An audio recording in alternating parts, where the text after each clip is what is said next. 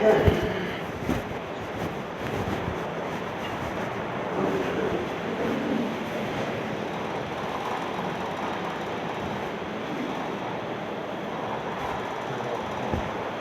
اللہ الرحمن الرحیم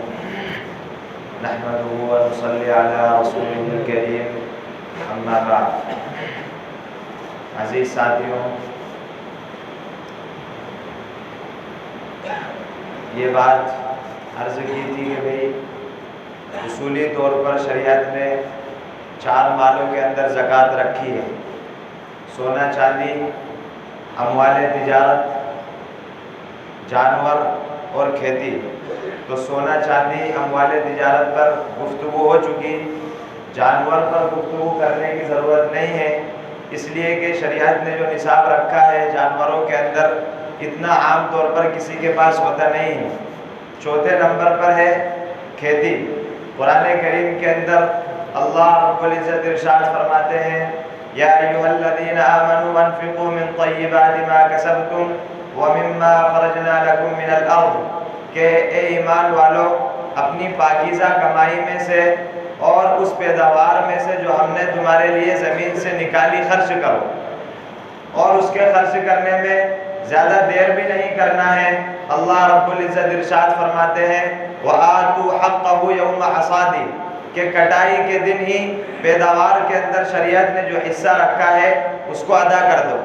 اب شریعت نے پیداوار کے اندر کیا حصہ رکھا ہے؟ بخاری شریف، بخاری، ابو داؤد، ترمذی، نسائی، ابن ماجہ کی روایت ہے: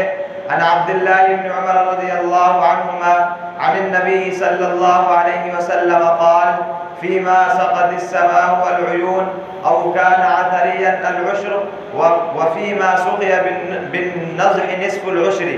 رسول اللہ صلی اللہ علیہ وسلم نے ارشاد فرمایا کہ جو بھی زمین آسمانی پانی سے، چشموں سے یا قدرتی نہروں سے سیراب کی جائے تو اس کے اندر 10واں حصہ ہے، اور جو زمین آلاتی، جو مصنوعی آلات ہیں، مثلا بورنگ یا ٹیوب ویل یا اس کے بعد کنواں، اگر اس سے سیراب کی جائے تو اس کے اندر 20واں حصہ ہے۔ تو شریعت نے یہ اصول بیان کیا کہ بھئی جو بھی اپنی محنت کے ذریعے سے، مصنوعی آلات کے ذریعے سے، بورنگ وغیرہ سے جو زمین بھی سیراب کی جائے گی، اس زمین میں کل پیداوار کا 20واں حصہ نکالا جائے گا۔ مثلا اگر 10 کنٹل گیہوں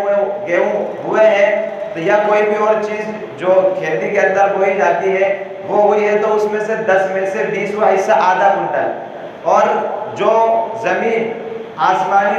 پانی سے یا چشموں سے یا نہروں سے یا قدرتی نہروں سے سیراب کی جائے تو اس کے اندر شریعت نے 10واں حصہ رکھا ہے۔ مثلا 10 کنٹل ہوئے تو اس میں سے 1 کنٹل۔ اب اس میں ایک بات سمجھنے کی یہ ہے کہ یہ جو ہم 10واں حصہ نکالیں گے یا 20واں حصہ، یہاں پر تو عام طور سے سب قدرتی نہروں ہی سے ہوتا ہے، تو 10واں حصہ، تو اس 10ویں حصے میں سے جو خرچہ ہم نے کیا ہے کھاد وغیرہ کا، مزدور وغیرہ کا، یہ اس میں سے نہیں نکالا جائے گا، بلکہ کل پیداوار ہی میں سے 10واں حصہ نکالا جائے گا، کیونکہ شریعت نے پہلے ہی اس کا اعتبار کر لیا ہے۔ کیونکہ جہاں آپ کی محنت لگی وہاں شریعت نے 10واں حصہ نہیں بلکہ 20واں حصہ لیا ہے، اور جہاں آپ کی زیادہ محنت نہیں ہے تو وہاں شریعت نے 10واں حصہ لیا ہے، اس لیے کل پیداوار کا 10واں حصہ نکالا جائے گا، اس میں سے مزدور، کھاد وغیرہ کے پیسے نہیں نکالے جائیں گے۔ دوسری بات یہ ہے کہ بھئی عام طور پر زمین یہاں پر جو دی جاتی ہے وہ دو طریقے سے دوسرے کو دی جاتی ہے۔ ایک تو بٹائی کے طور پر، یعنی آپ نے کسی کو زمین دی اور اس سے یہ کہا کہ بھئی جتنی بھی پیداوار ہوگی اس پیداوار میں سے آدھا حصہ یا تیسرا حصہ یا چوتھا حصہ جتنا بھی آپ طے کریں اس میں سے اتنا میرا ہوگا، تو گویا یہ بٹائی پر آپ نے زمین دی ہے، تو اس میں سے ہر ایک کو اپنے حصے میں سے 10واں حصہ نکالنا ہوگا۔ مثلا آپ نے زمین دی اور آپ نے کہا کہ بھئی اس میری زمین میں سے جتنی پیداوار ہوگی اس پیداوار میں سے آدھا حصہ میرا رہے گا، اور گویا وہاں مثال کے طور پر 20 کنٹل گیہوں ہوئے یا جو بھی کھیتی ہوئی، اس میں سے 10 کنٹل آپ کے پاس آئے ہیں، تو اس میں سے آپ اپنا حصہ نکالیں گے اور وہ شریک اپنا حصہ نکالے گا۔ اسی طریقے سے دوسرے طریقے پر جو زمین دی جاتی ہے وہ کرائے کے طور پر۔ اب اس میں تفصیل یہ ہے کہ بھئی اگر مالک نے اتنا کرایہ لیا ہے کہ جس کرایہ دار کو، یعنی جس کو کرائے پر دیا ہے، اس کو زیادہ نفع نہیں ملتا ہے، تو پھر مالک کے ذمے عشر ہوگا، یعنی 10واں حصہ ہوگا۔ اور اگر کرایہ دار کو زیادہ نفع ملتا ہے تو پھر کرایہ دار 10واں حصہ نکالے گا۔ اور عام طور پر اس زمانے کے اندر کرایہ دار کو زیادہ نفع ملتا ہے، تو جو بھی یہ اصول شریعت نے بیان کیا ہے، اب اس اعتبار سے جس کو بھی زیادہ نفع ملے گا کرائے میں، وہ اس زمین کا عشر نکالے گا۔ اسی طریقے سے قرض کے جو پیسے ہیں اس کے اندر تفصیل ہے، میں انشاءاللہ کل ذکر کروں گا۔ اس کے بعد رسول اللہ صلی اللہ علیہ وسلم کا ایک عمل ہمیں سمجھنا ہے۔ ظہر تک ہم پہنچے تھے، اب ظہر کے بعد جب انسان اپنے گھر سے ظہر کی نماز پڑھنے کے لیے نکلے گا تو کیا دعا پڑھے گا؟ اس سے پہلے فجر کی نماز کی دعا میں نے آپ حضرات کو صحیح اور مسند احمد کی روایت کے ذریعے بتائی تھی۔ تو فجر کی نماز کی دعا الگ ہے، باقی چار نماز کے آنے کے لیے دوسری دعا ہے، وہ کیا ہے؟ ابن ماجہ اور مسند احمد کی روایت ہے، عن نبی سعید الخدری رضی اللہ عنہ قال قال رسول اللہ صلی اللہ علیہ وسلم من خرج من بیته الى الصلاة قال اللهم انی اسألک بحق السائلین علیک واسألک بحق ممشای هذا فإنی لم اخرج اشرا ولا بطرا ولا رياء ولا سمعة وخرجت اتقاء سخطك وابتغاء مرضاتك فأسألك أن تعيدني من النار وأن تغفر لي ذنوبي فإنه لا يغفر الذنوب إلا أنت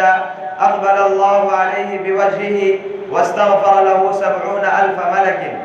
ابو سعید خدری رضی اللہ عنہ فرماتے ہیں رسول اللہ صلی اللہ علیہ وسلم نے ارشاد فرمایا، جو بھی شخص اپنے گھر سے نماز پڑھنے کے لیے نکلے اور پھر یہ دعا پڑھے، اللہم انی اسألک بحق السائلین علیک واسألک بحق ممشای هذا فإنی لم اخرج اشرا ولا بطرا ولا رياء ولا سمعة وخرجت اتقاء سخطك وابتغاء مرضاتك فأسألك أن تعيدني من النار وأن تغفر لي ذنوبي فإنه لا يغفر الذنوب إلا أنت اقبل اللہ علیہ بوجہہ۔ اس دعا کی فضیلت یہ ہے کہ جب بندہ اس دعا کو پڑھتا ہے تو اللہ تبارک و تعالی اس کی طرف خصوصی توجہ فرماتے ہیں اور 70,000 فرشتے اس کے لیے دعائے مغفرت کرتے ہیں۔ دعا کا ترجمہ یہ ہے کہ اللہ میں آپ کے فضل اور آپ کے کرم کے وسیلے سے آپ سے دعا کرتا ہوں، اور اس نماز کی طرف میں جو نکلا ہوں اس واسطے سے میں آپ سے دعا کرتا ہوں، اس لیے کہ میں کوئی تکبر کے لیے، عجب کے لیے اور ریا کے لیے نہیں نکلا، بلکہ میں تو آپ کی ناراضگی سے بچنے کے لیے اور آپ کی رضامندی حاصل کرنے کے لیے نکلا ہوں۔ اے اللہ، میں آپ سے سوال کرتا ہوں اس بات کا کہ آپ مجھے جہنم سے بچا لیجئے اور مغفرت فرما دیجئے، اس لیے کہ آپ کے علاوہ کوئی بھی گناہوں کو معاف کرنے والا نہیں ہے۔ دعا ہے کہ اللہ تبارک